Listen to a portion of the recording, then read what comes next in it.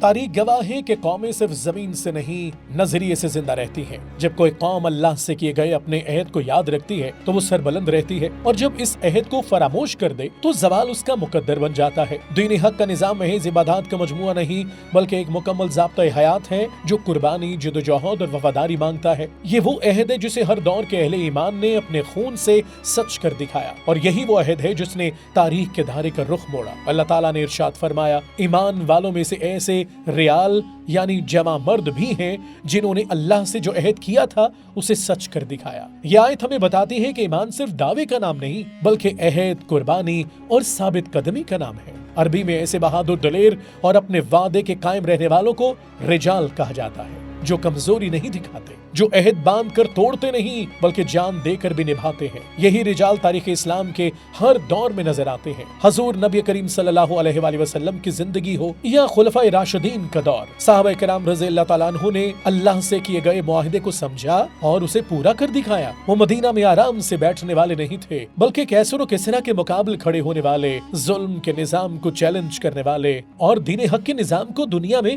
غالب کرنے والے تھے۔ بعد کے ادوار میں مسلمان خلافتوں کے زمانے میں بھی مجاہدین امت نے اسی عہد کو تھامے رکھا۔ انہوں نے صرف جنگیں نہیں لڑی بلکہ تعلیم و تربیت کا نظام قائم کیا، حکومتیں بنائی، عدالتیں قائم کی، انصاف اور امن کو رائج کیا اور معاشروں کو دین حق کے نظام کے تحت ڈھالا۔ یہی وجہ تھی کہ برِ صغیر کے اس خطے میں 1000 سے 1200 سال پہلے اسلام داخل ہوا اور صدیوں سے یہاں دین زندہ ہے۔ اس پورے 1000 سالہ دور میں کتنے ہی لوگ تھے جنہوں نے شہادت دے کر دین کو زندہ رکھا، اور کتنے ہی وہ تھے جنہوں نے قلم، تدریس اور حکمرانی کے ذریعے دین حق کے نظام کو نافذ کیا۔ دین اسلام کی 1400-1500 سالہ تاریخ کے آخری دور میں اس خطے کے شہیدین نے بھی یہی کردار ادا کیا۔ ان کی قربانیوں کے ذریعے دین کی تعلیمات زندہ ہوئیں۔ جب انسانیت دشمن قوتیں ایسٹ انڈیا کمپنی اور اس کی اعلی کار رنجیت سنگھ کی حکومت اس خطے کو یرغمال بنائے ہوئے تھی، ظلم و ستم کے پہاڑ توڑے جا رہے تھے، تب شہیدین برِ صغیر اور ان کے لشکروں نے دین حق کے نظام کے تحفظ کے لیے جانیں قربان کی۔